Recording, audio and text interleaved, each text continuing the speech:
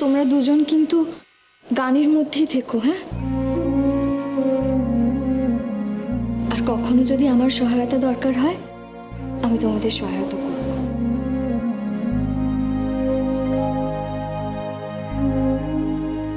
কিন্তু শুধুমাত্র আজকের দিনের কথা ভেবে আমার কাছে আসার কোনো দরকার নেই।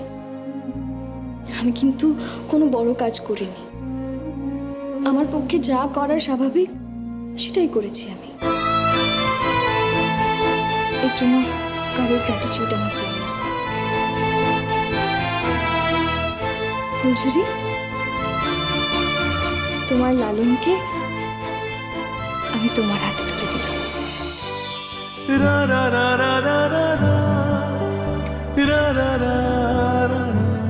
তোমরা দুজন একসাথে খুব ভালো থেকো, খুব সুখে সংসার করো, কেমন?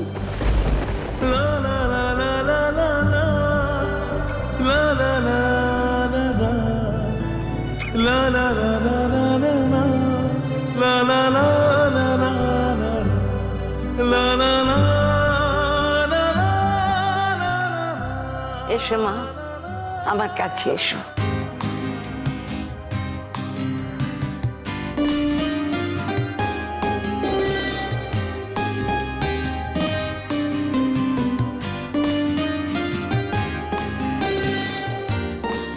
বলুন। আমি তোমাকে আশীর্বাদ করছি, মন প্রাণ দিয়ে আশীর্বাদ করছি। তুমি সুখী হও মা, তুমি সুখী হও। বড় ভালো মেয়ে তুমি, খুব ভালো মেয়ে। দেখো মা, আমরা তোমাকে ভুল বুঝেছিলাম, তুমি আমাদের উপরে রাগ করো না। আসলে আমরা বুঝতেই পারিনি যে এইরকম মেয়ে আজকের দিনেও সম্ভব। আশীর্বাদ করবেন যেন আমি সত্যিই ভালো থাকতে পারি। তুই ভালো থাকবি না তো কে ভালো থাকবি তিতির? এই বয়সে দাঁড়িয়ে তুই যে কাজটা করলি তা নজিরবিহীন। সবাই পারে না, তোকে ভালো থাকতেই হবে মা। কিন্তু আমি কি করবো গো? আমি যে কোমলটাকে বড় ভালোবেসে ফেলেছি। আমি গোকুলকে ছাড়া কি করে থাকবো, কি করে? কাকিমা, আমি জানি কাকিমা আপনি লালু গোকুলকে ঠিক কতটা ভালোবাসেন। আপনি চিন্তা করবেন না কাকিমা, আপনার গোকুল আসবে আপনার কাছে। তুমি চুপ করো গোকুল। গোকুল, তুই আমাকে একেবারে ভুলে যাবি না তো বাবা? তোর আমার কথা মনে থাকবে? বল না গোকুল, তুই আসবি তো আমার কাছে? এই বাড়িতে মাঝে মধ্যে আমার কাছে আসবি তো বাবা? মায়ের মতো সম্মান দিয়েছি আপনাকে, আর আপনিও আমাকে সন্তান স্নেহ দিয়েছেন, কাজে আসতে তো আমাকে হবে। তবে একটা কথা, আমি কিন্তু একা এই বাড়িতে আসবো না, আমার স্ত্রীও আমার সঙ্গে আসবে।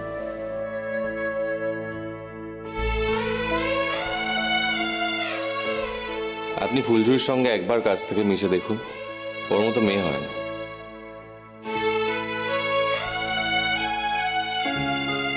আর আমি অজ্ঞান অবস্থায় যা যা করেছি সেগুলো কিন্তু আমার হাতে ছিল না, তার জন্য আমি তোমার কাছ থেকে ক্ষমা চাইছি ফুলঝুরি। আমি আশা করি তুমি এটা বুঝতে পারবে।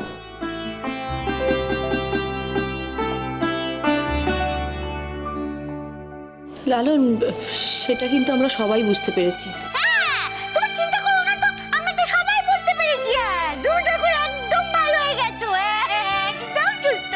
আমার লালন বাবা গো, আমার যে কি আনন্দ হচ্ছে না। আবার আমার ফুলঝুরি আর লালন একসাথে সুন্দর করে সংসার করবে। বাবা কত মজা করবে, আমার খুব আনন্দ হচ্ছে বাপু।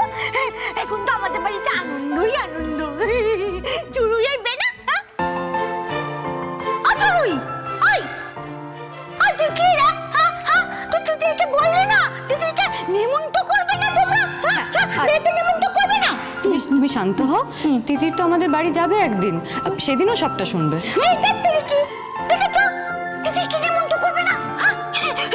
দিদি দিদি দেখি তো বাবা গো, কত ভালো মেয়ে তিতি রে, কি সুন্দর করে আমার লালনে আমার ফুলঝুরি মিল করিয়ে দিল। হ্যাঁ, আর ওকে নিমন্ত্রণ করবে না? জানি, আমি জানি ওর মনে একটু একটু কষ্ট হচ্ছে। ও না বললে কি হবে, আমি তোর মুখটা দেখে বুঝতে পারছি রে বাবা। দিদি তুমি কষ্ট পেও না, একদম কষ্ট পেও না, তুমি আমাদের বাড়িতে আসবে। হ্যাঁ, আসবে আমাদের বাড়িতে, বুঝতে পেরেছো তো? তার মাকে বলে দিচ্ছি। ও মা, মা শোনো শোনো, দিদিকে তুমি বলে দাও, তুমি বলে দাও আমাদের বাড়িতে আসতে। হ্যাঁ, শোনো দিদি ভাই, তুমিও কিন্তু আমার আরেকজন নাতনি। ডাক্তারবাবু, একটা অনুরোধ করছি, আপনার মেয়েকে কিন্তু আমাদের বাড়িতে পাঠাবেন ঘন ঘন, আপনারাও আসবেন। দেখুন, এইভাবেই তো মানুষে মানুষের সম্পর্ক হয়, তাই না? নিশ্চয়ই পাঠাবো। আমার মেয়ে আপনাদের বাড়িতে গেলে আপনাদের সকলের সঙ্গে মিশলে ও ভালো থাকবে, আমি জানি। এখানেও তো একা বোধ করে না, নিশ্চয়ই পাঠিয়ে দেবো। আর আমি তো যাবই, সে বিষয়ে কোনো সন্দেহ নেই।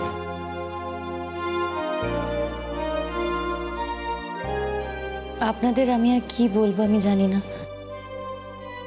আপনারা যে শুধু আমার স্বামীকে ফিরিয়ে দিলেন তা নয়, আমাকেও একটা নতুন জীবন দিলেন।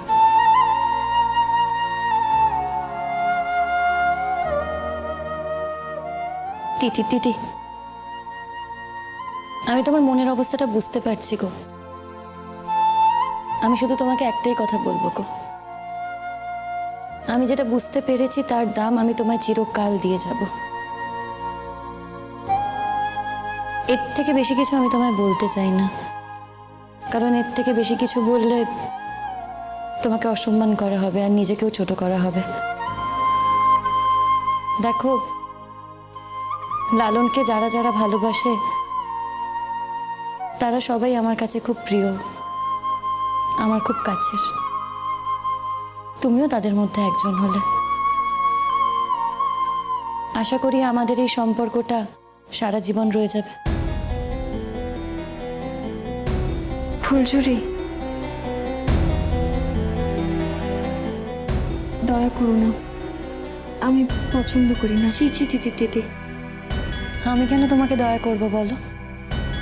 উল্টে তুমি আমাদের দয়া করেছো, তাই তো আমরা সবকিছু ফিরে পেয়েছি।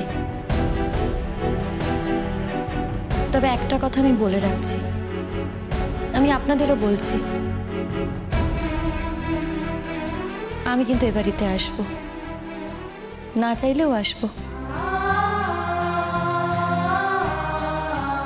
ঢুকতে দেবে তো? তিতির, আজকে আসি। আসলে বাবা মার সঙ্গে দেখা হয়নি তো, মনটা ছটফট করছে।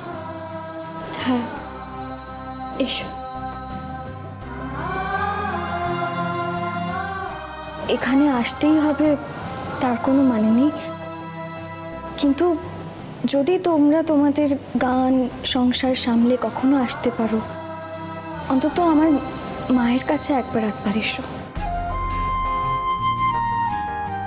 আমি এরপরে হয়তো বিদেশ চলে যাব, আমার সঙ্গে দেখা হবে না।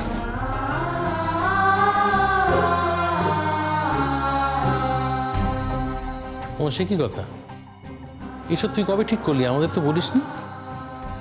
বলার সময় পাইনি বাপি।